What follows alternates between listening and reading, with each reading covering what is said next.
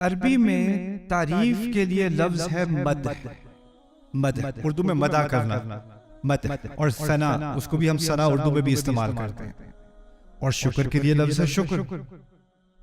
اگر کہا جاتا الشکر للہ تو کیا چیز رہ جاتی؟ شکر آ جاتا، تعریف رہ جاتی. اگر کہا جاتا المدح للہ، الثناء للہ، اللہ کے لیے ثنا ہے، اللہ کے لیے تعریف ہے، اللہ کے لیے مدح ہے، کیا رہ جاتا؟ شکر رہ جاتا. لیکن اب ان دونوں کا فرق بھی تھوڑا سا سمجھ لیں، پھر آگے بات کرتے ہیں.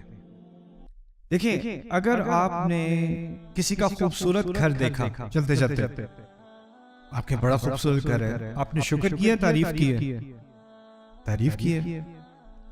پاکستان کرکٹ ٹیم نے کوئی بہت اچھا میچ کھیلا ہو، انا للہ و انا الیہ راجعون، آپ اس میں تو شکر اور تعریف دونوں کرتے ہیں. خیر، کوئی اچھی گاڑی دیکھی، انسان تعریف کرتا ہے.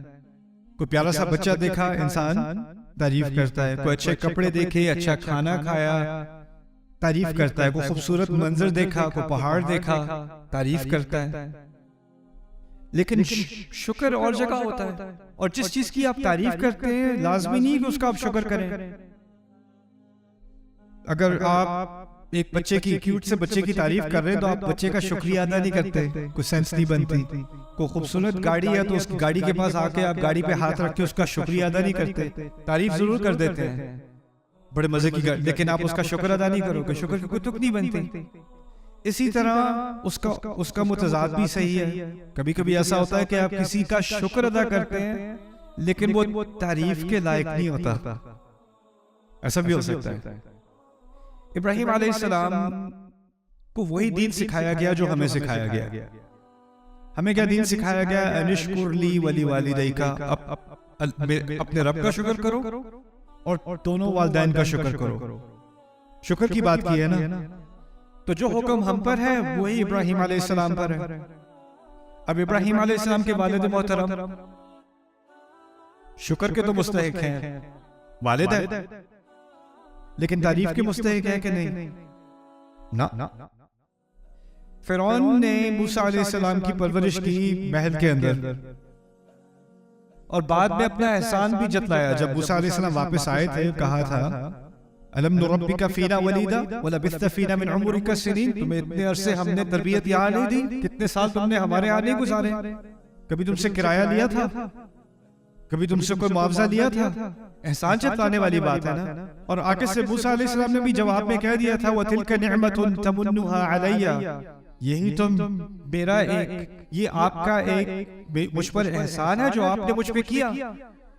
یعنی انہوں نے اس بات کا شکر کیا. یہ شکر کے الفاظ ہیں نا، آپ نے مجھ پر احسان کیا. یعنی موسیٰ علیہ السلام نے فرعون تک کا شکر تو کیا ہے، لیکن کبھی کیا نہیں کریں گے؟ تعریف کا تو وہ مستحق نہیں ہے، شکر کا پھر بھی مستحق ہے. بات میں یہ کہنا چاہ رہا ہوں کہ عام طور پر یہ دونوں چیزیں الگ الگ ہوتی ہیں. شکر کہیں اور جاتا ہے، تعریف کہیں اور جاتا ہے. یہ ان دونوں کو اکٹھا نہیں کیا جا سکتا عام طور پر. پھر سوال پیدا یہ ہوتا ہے کہ جب اللہ تعالیٰ نے کہا ہے نا الحمدللہ، اور ان دونوں کو ایک ساتھ ملا دیا، تو اس کا مطلب ہے جب بھی میرے منہ سے الفاظ نکلیں گے تو میرے جذبات سے دو مطالبے کیے جا رہے ہیں. جو بھی ہو رہا ہے مجھے کسی نہ کسی طرح اس کی تعریف کرنی ہے، اور پھر جو بھی ہو رہا ہے اس کی بنیاد پہ مجھے خدا کا شکر کرنا ہے. اب ہوتا کیا ہے، حالات خراب ہیں جی، اکانومی خراب ہے، بس جی الحمدللہ. اب آپ الحمدللہ جب آپ کہتے ہو تو نہ ذہن میں تعریف ہوتی ہے نہ شکر ہوتا ہے، بلکہ الفاظ ہی ہوتے ہیں بس اب صبر ہی کر سکتے ہیں. اور صبر کے لیے ہم نے نئی تعبیر کیا نکالی ہے؟ بس جی الحمدللہ. ٹھیک ہے، لیکن ہونا کیا چاہیے؟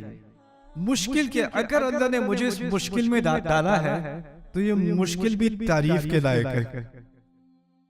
اور اگر میں اس مصیبت سے گزر رہا ہوں تو اس میں اللہ کی کوئی نہ کوئی نعمت ہے، وہ پھر بھی میں اس کا شکر کروں گا. یہ ذہنیت ہے الحمدللہ کی.